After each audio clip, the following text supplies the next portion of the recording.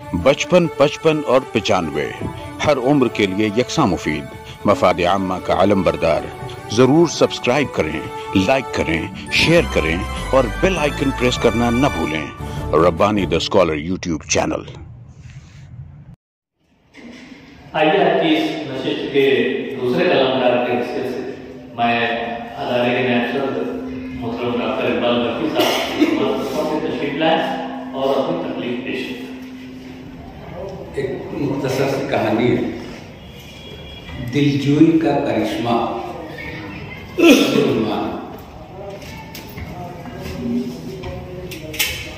चारों तरफ जोश था, हौसला था, उमंग थी, एक खुशी का माहौल था।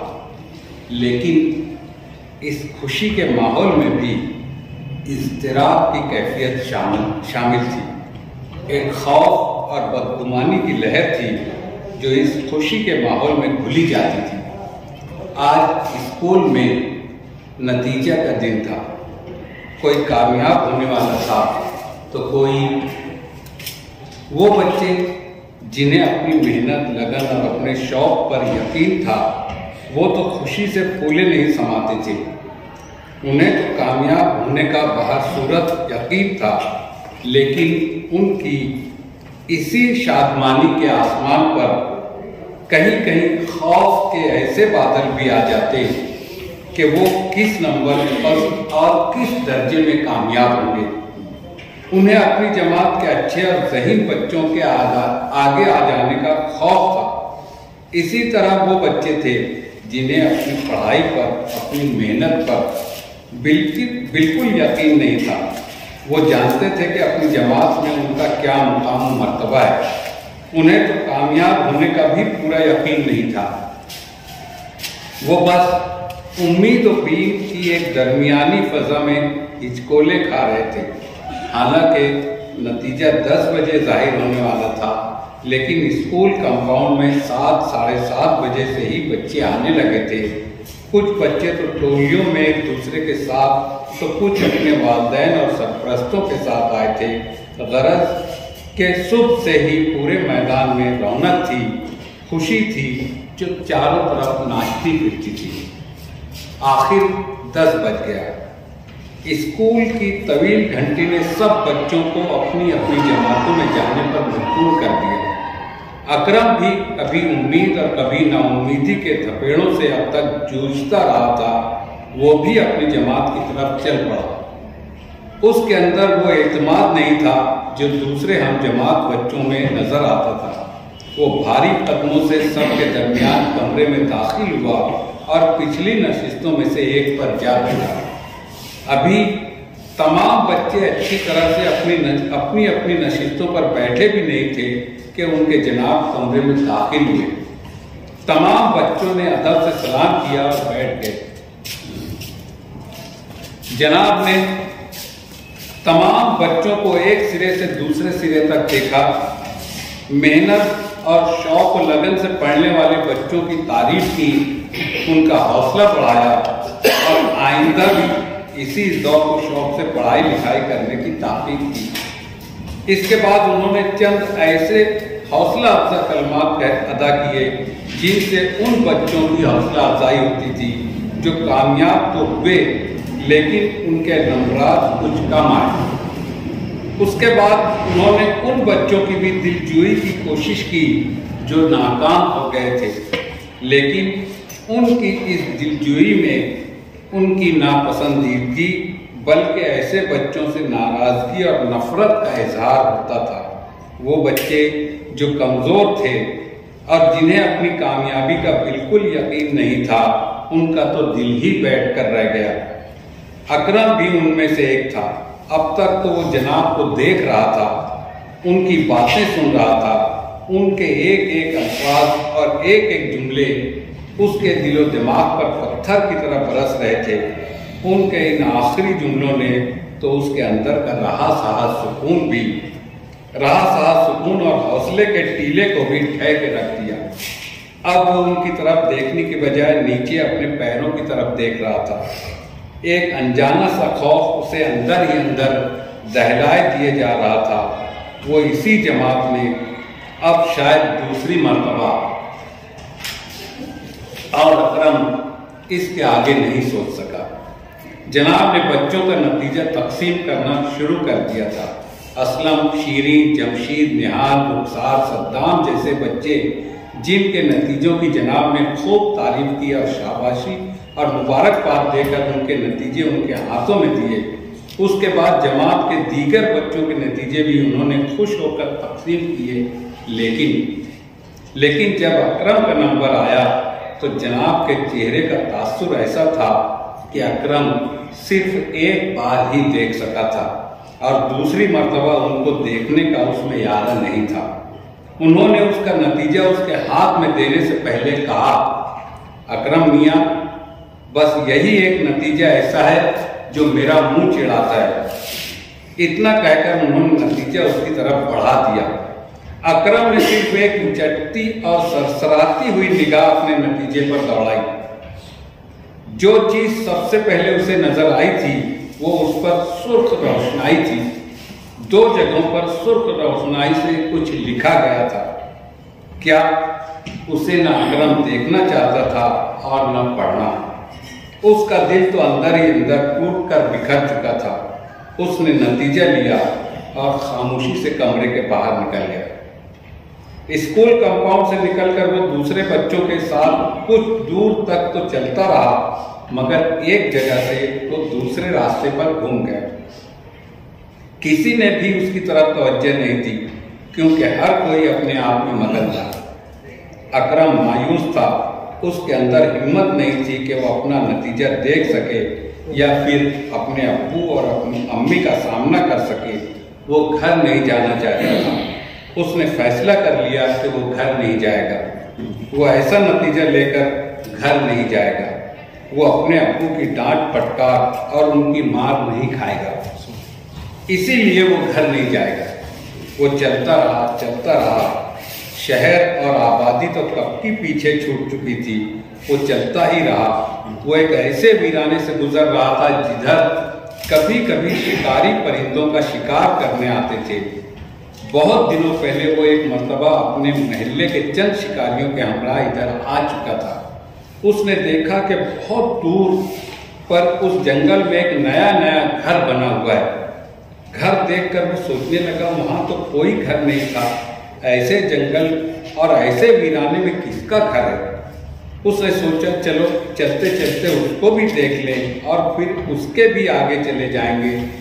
घर नहीं जाना है तो फिर कहीं भी चलो, कहीं भी, किसी तरफ भी। यही सब सोचते, इधर उधर देखते, अपना नतीजा हाथ में लिए लापरवाही से जिलाते, आखिर वो उस नए घर के करीब भी पहुंच गया। उसने देखा कि घर बहुत शानदार, बड़ा और ऊंचा है। उसका रंग भी बहुत अच्छा और दिलकश है। लेकिन उसको यह देखकर हैरत हुई कि उस ऊंचे और बड़े से खूबसूरत घर के बाहर एक निहायत हसीन और जवान औरत खड़ी है और उसे ही देख रही है। उसकी आंखें गहरी नीली और खूबसूरत थी। अकरम ने ऐसी आंखों वाली औरतें सिर्फ तस्वीरों में देखी थी। वो उसे देखकर मुस्कुरा रही थी। उसे मुस्कुराता देखकर अकरम भी मुस्कुरा पड़ा। आखिर जब और नजदीक पहुंचा तो औरत ने उसे इशारा करके अपने करीब बुलाया। वो बोली, कहाँ जाते हो? अकरम चुप रहा। उसके पास उसके सवाल का कोई जवाब नहीं था। कुछ देर बाद उस खूबसूरत औरत ने वैसे ही मोहब्बत आमेज मुस्कुराहट के साथ दोबारा उससे पूछा, अरे आज तो स्कूल का नतीजा था। ये तुम्हारे हाथ में नतीजा ही है ना? लाओ तो देखो जरा। कहते कहते उसने हाथ बढ़ा दिया। लाशऊरी तौर पर अकरम का हाथ भी उठा और बगैर कुछ कहे अपना नतीजा उसकी तरफ बढ़ा दिया। उस खूबसूरत जवान औरत ने एक निगाह अकरम के नतीजे पर डाली और फिर बड़ी मोहब्बत से तारीफ करती हुई बोली, अरे वाह, तुम तो कामयाब हो गए हो। अकरम नाम है। वाह, नतीजा तो बहुत अच्छा है। सिर्फ हिसाब में कुछ कमजोर हो, लेकिन दूसरे मज़ामीन में तो बहुत अच्छे नंबरात आए हैं। अरे मुंह मीठा कराओ। वाह, क्या नतीजा है, शाबाश। लेकिन कुछ देर बाद हैरत से बोली, मगर अकरम, तुम इधर कहाँ जाते हो, तुम्हारा घर किधर है? अब मालूम नहीं अकरम को क्या हो गया था। उसने अपना नतीजा लिया और सिर्फ बायां हाथ उठाकर अपने पीछे की तरफ इशारा करता हुआ बोला, उधर। औरत ने उसे देखा और फिर बगैर कुछ कहे अपने घर के अंदर चली गई, क्योंकि अंदर से किसी ने उसे आवाज दी थी। अकरम वहीं से पीछे मुड़ा। घर पहुंचने में उसे कितनी देर लगी उसे नहीं मालूम,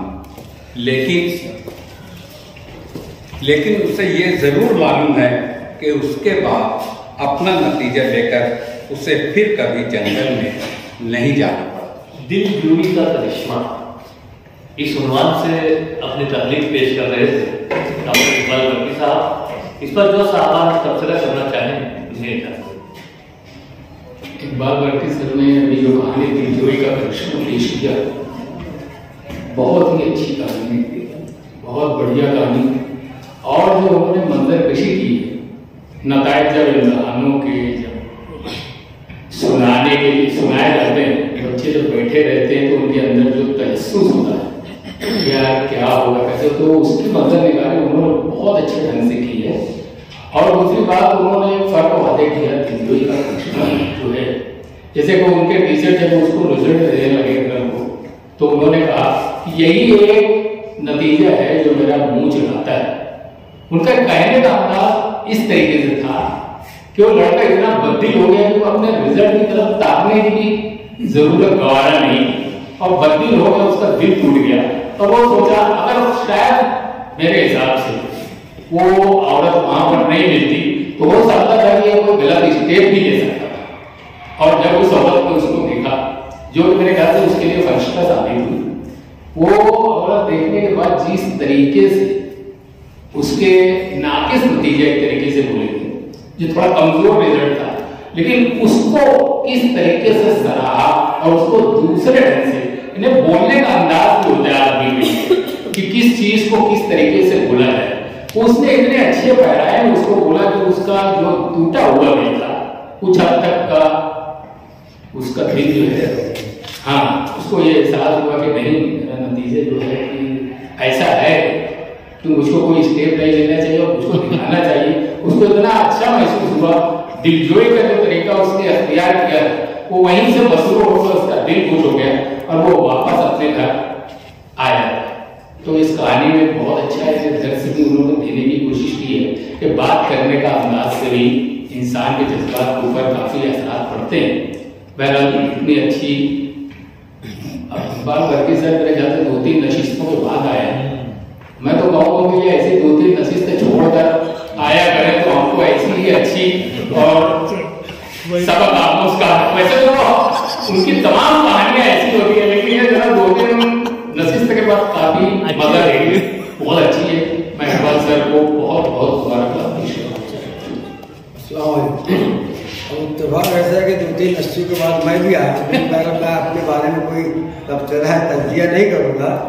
बहरहाल ने जो एक बात पेश की है, ये उन्होंने जो मंजर कशी पेश की है, इससे बेशतर भी उन्होंने कोई कहानी पेश की थी तो उसमें वो अब तितलियों का रंग उन्होंने पेश किया था, वो बड़ा ज़बरदस्त आदमी ऐसा हो जाता है। मैंने उसमें भी तज़किरा किया था कि आदमी अपने हालात से परेशान रहता है, जब यहाँ आके बैठता है और ये कहानी का लोग तरीके से माहौल में लेकर जाते हैं तो आदमी का दिल बहल जाता है और मंजर कशी वगैरह सामने आती है तो आदमी उससे उसका किसी का से उसका दिल बहल जाता है।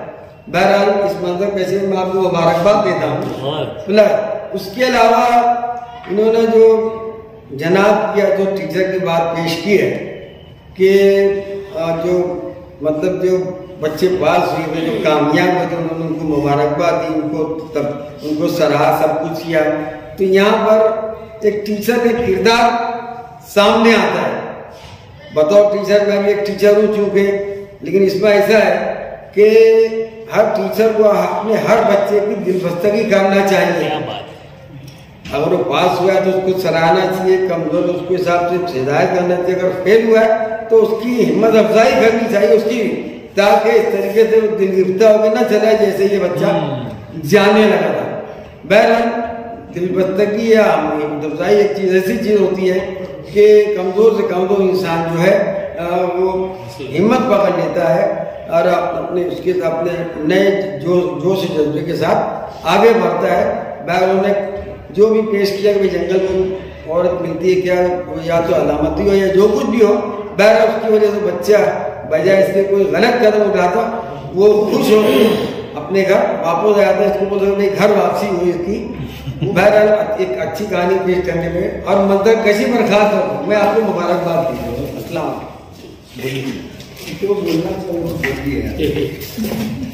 मैं यही बोलना चाहता था।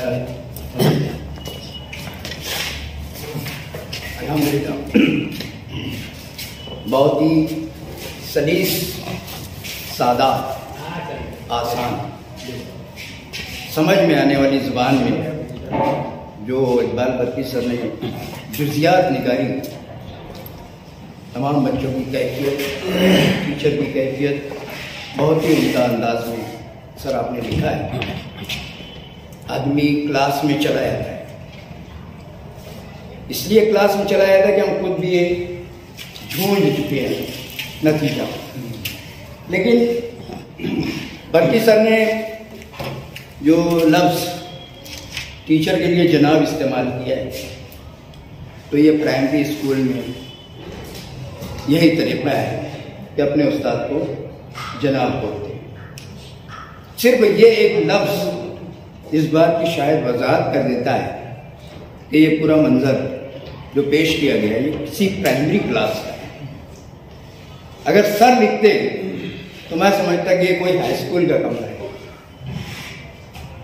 बहरहाल ये कहानी बच्चों के लिए लिखी गई है, लेकिन एक्चुअली है टीचर के लिए। टीचर के लिए ये कहानी है कि आपका फर्ज है कि आप तमाम बच्चों की दिलजोई करें।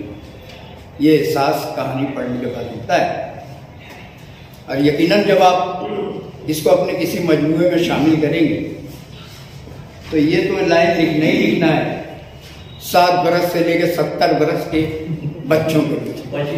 तो इसमें वो कोई ना कोई टीचर आ ही जाएगा इंशाल्लाह, और वो पढ़ेगा तो यकीनन आपकी बात एक मैसेज बनकर, एक पैगाम बनकर उस तक पहुँचेगी।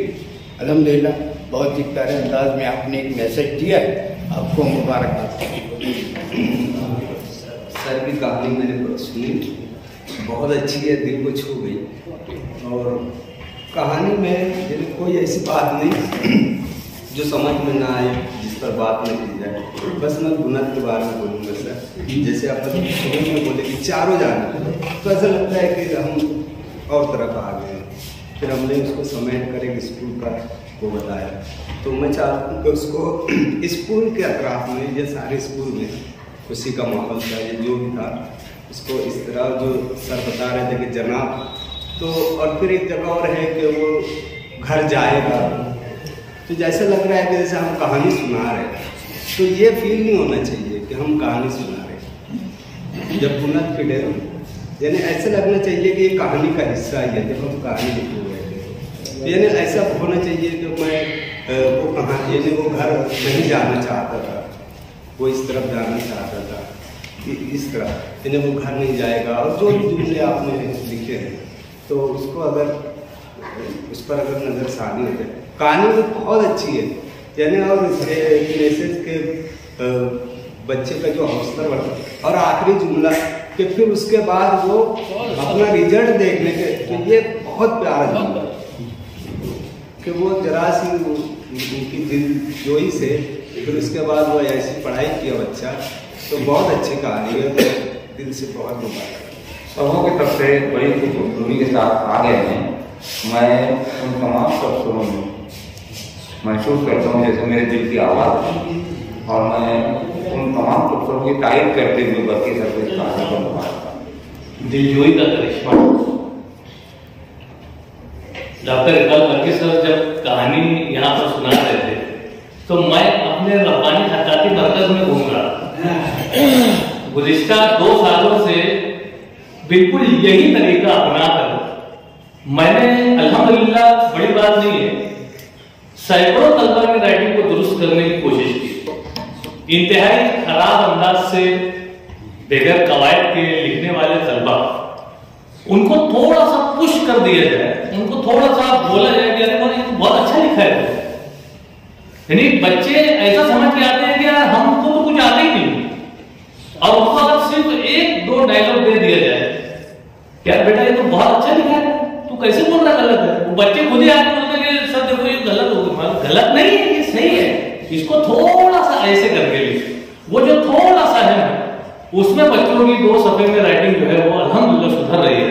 और दिलजोई का जो करिश्मा है वो मैं खुद रोजाना उसको अपने तजुर्बात में देख रहा हूँ। यकीनन इंतहाई बेहतरीन अंदाज से, बेहतरीन पैदाए में डॉक्टर इकबाल वर्की सर ने अपनी कहानी यहाँ पर पेश की है।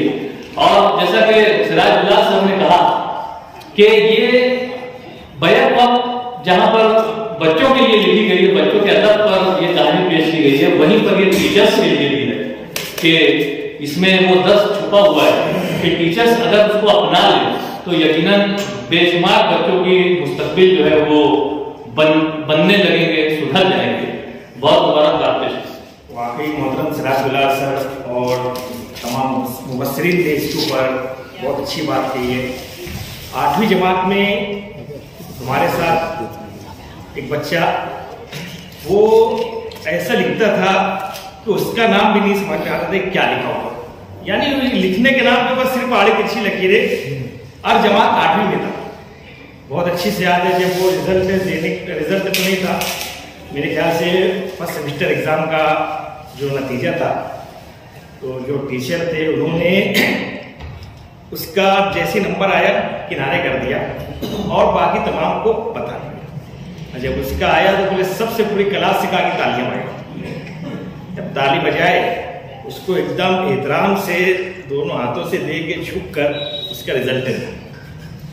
और फिर जो हंसी मजाक की पूरी क्लास में जो शगुफे छूटे, यकीन मानो वो बहुत बददिल हो गया था।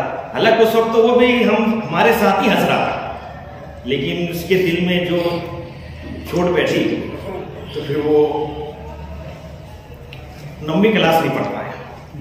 वाकई ये कहानी जब सर पढ़े तो पूरा मेरे जहन में घूम गया, और वही तब से मैं कोशिश करता हूँ कि किसी भी बच्चे की दिलशिकनी किसी वजह से ना हो। ये कहानी बच्चों से ज्यादा वाकई हम बड़ों के लिए है। एज ए सरपरस्त या टीचर अगर हमारे सामने कोई ऐसा केस आता है तो हमको इसका हमेशा ध्यान रखना चाहिए। बहुत बहुत शुक्रिया।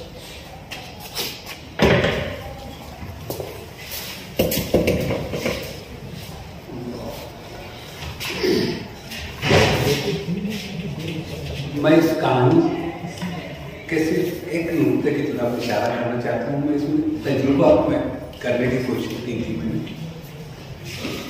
ये जो कहानी का प्लॉट था वो मेरे जहन में था, लेकिन मैं चाहता था कि कुछ फिक्शन और कुछ फैक्ट इसको मिलाकर एक तजुर्बा किया जाए।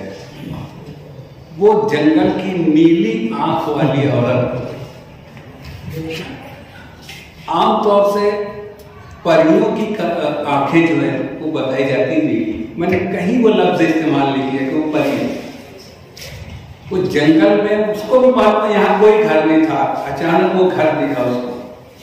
ये एक फिक्शन उठाकर मैंने फैक्ट में ज्वाइन करके उसको एक तजुर्बा करना चाहता। और अल्हम्दुलिल्लाह आप लोगों के तबसरे से मुझको कम से कम इतना इत्मीनान है कि मैं 55 और 95 हर उम्र के लिए यकसा मुफीद मफाद आम्मा का आलम बरदार। जरूर सब्सक्राइब करें, लाइक करें, शेयर करें और बेल आइकन प्रेस करना न भूलें। Rabbani the scholar YouTube channel. Rabbani the scholar YouTube channel इल्मी, अदबी, दीनी, मिल्ली, समाजी, सकाफती, तहजीबी, फलाही, तिब्बी, फ़न्नी, माशी, तिजारती, माशरती, इंतज़ामी, इनकलाबी, तहरीकी, तहकीकी, तकनीकी, तफ्तीशी, तामीरी, तालीमी व मालूमाती यूट्यूब चैनल। ज़रूर सब्सक्राइब करें, लाइक करें, शेयर करें और बेल आइकन प्रेस करें। Rabbani the scholar YouTube channel.